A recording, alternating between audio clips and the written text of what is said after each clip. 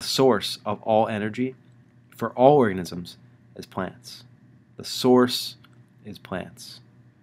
So let's never forget that process, that plants provide everything we need. They are the association. They are what allows us to be bound in community to the earth, the plants.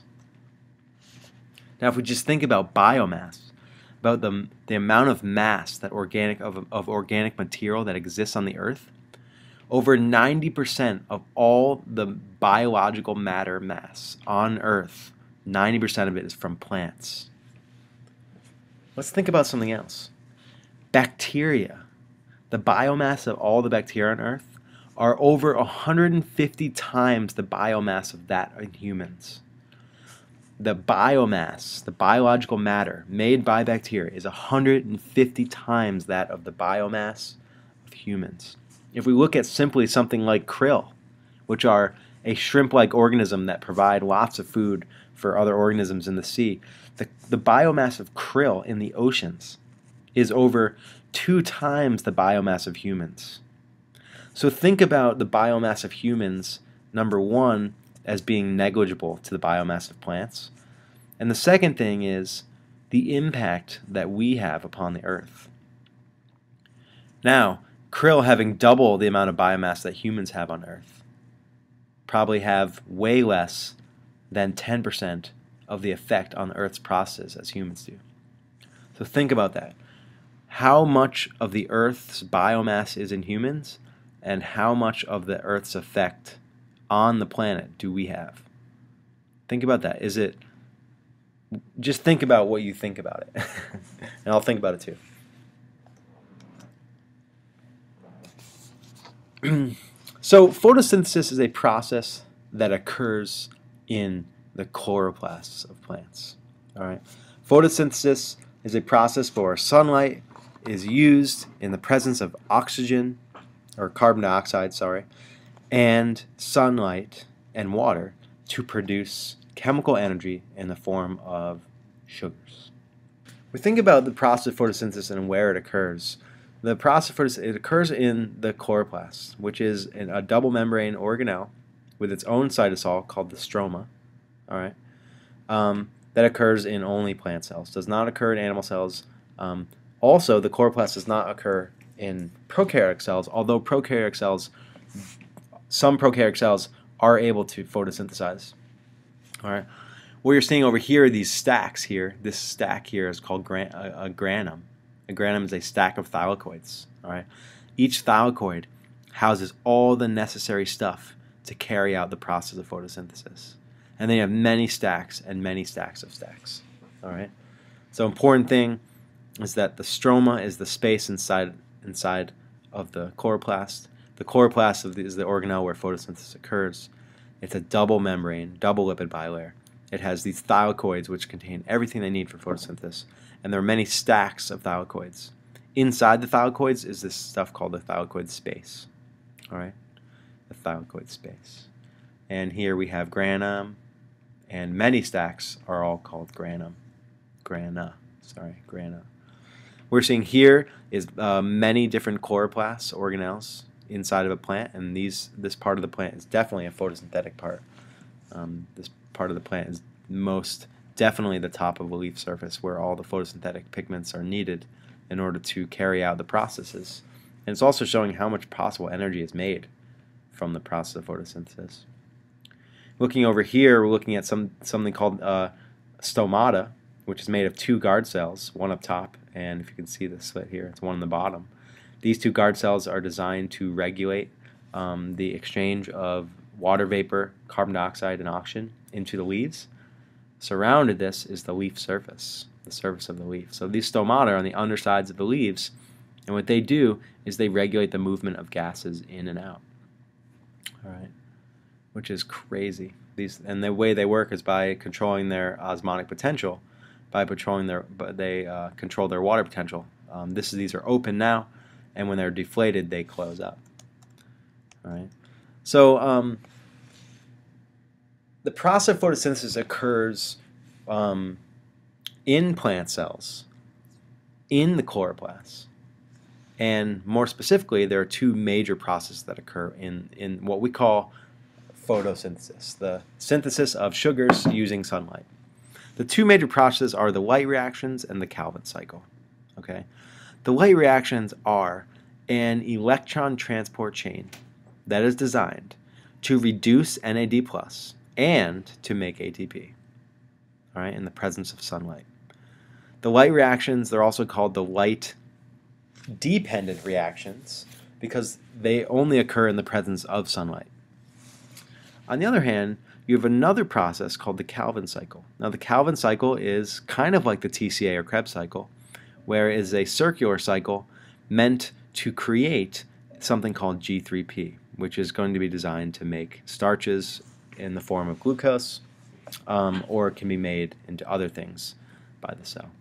All right.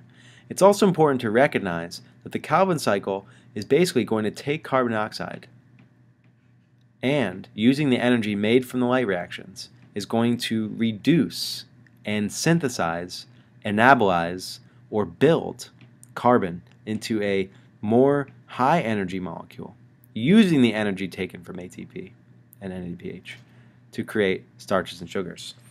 All right. So remember, this process here is definitely an endergonic process. It's a process that requires energy. Where does the energy come from? It comes from ATP and NADPH. That these things are coming from the light reactions. So they're inexplicably linked to one another. Our ingredients are sunlight, water, carbon dioxide, and many other nutrients along the way. Although understanding that sunlight, carbon dioxide, and water are the main ingredients to create sugar and oxygen, which will be our waste product. All right. One of the really great things that may help you understand this process a little more is always to be comparing it to cellular respiration. Always compare photosynthesis to cellular respiration. It'll allow you to figure out the differences between them, and will also allow you to understand the processes and how they're connected. Cellular respiration breaks down sugars to release carbon dioxide and water. Photosynthesis builds sugars and needs carbon dioxide and water. So every time I breathe out carbon dioxide, that carbon dioxide is entering the air and at some point will be taken in by plants to make their structures. Plants, on the other hand, release oxygen. That same oxygen is taken in by your cells in your breath and used to accept electrons so that ATP can be made from the energy that you ingest. All right. Cellular respiration occurs in the cytosol and the mitochondria. Photosynthesis occurs in the chloroplasts, both in the stroma and in the thylakoid space and thylakoid membranes. Now, you're going to have a new molecule here. It's called NADPH.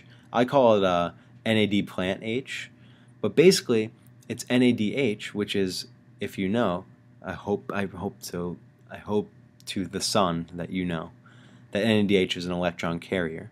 All right. NADPH is an electron carrier, but it's only used in the photosynthetic portion of energy production. NADPH is nicotinamide adenosine dinucleotide phosphate hydrogen, whereas NADH is nicotinamide adenosine dinucleotide hydrogen, with the only difference is a phosphate group. If you notice here, this is NADPH and this is NADH. If you look, you're going to see that there's a phosphate group down here off of the number 2 carbon of this ribose sugar, all right, which doesn't occur over here on the NADH. All right, so that's one difference. We're still going to use ATP. Again, ATP is the energy currency of all living organisms, and you'll find it wherever energy is made or used. You will find NATP. You'll find ATP everywhere. Just kind of a revamping of what ATP is. ATP is made of adenine, which is a nitrogenous base. As you can see, there are many nitrogens in these rings here. And also it's made of a sugar called ribose that links the phosphates together. We have 3 phosphate groups. The major energy release and energy absorption part is going to be between the 2nd and the 3rd phosphate. All right, and we know all about that. So NADPH is going to be our new electron carrier in photosynthesis. All right. So some overview on the process of photosynthesis. There's two major parts, the light reactions and the Calvin cycle. All right. Now, I want you to close your eyes. I want you to imagine a tree. All right. So imagine that tree.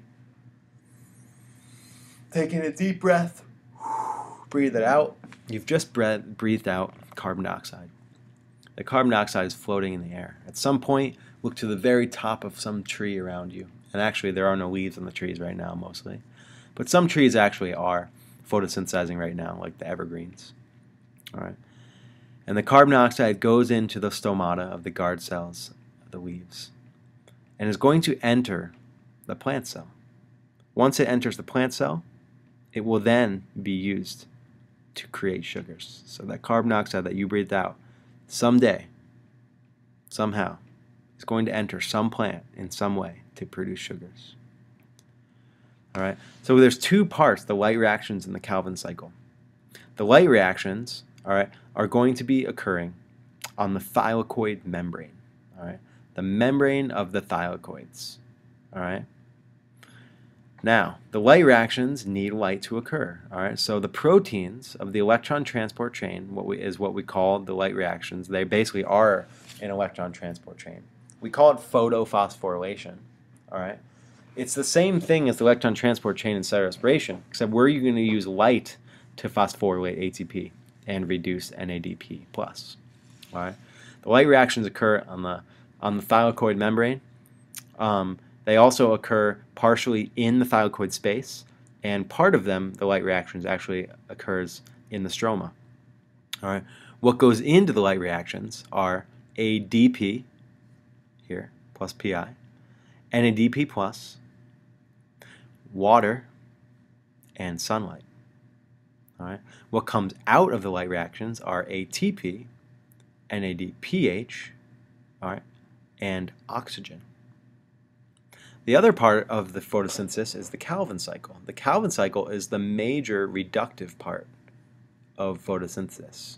All right. We also call these the light-independent reactions because they can occur even if light doesn't exist.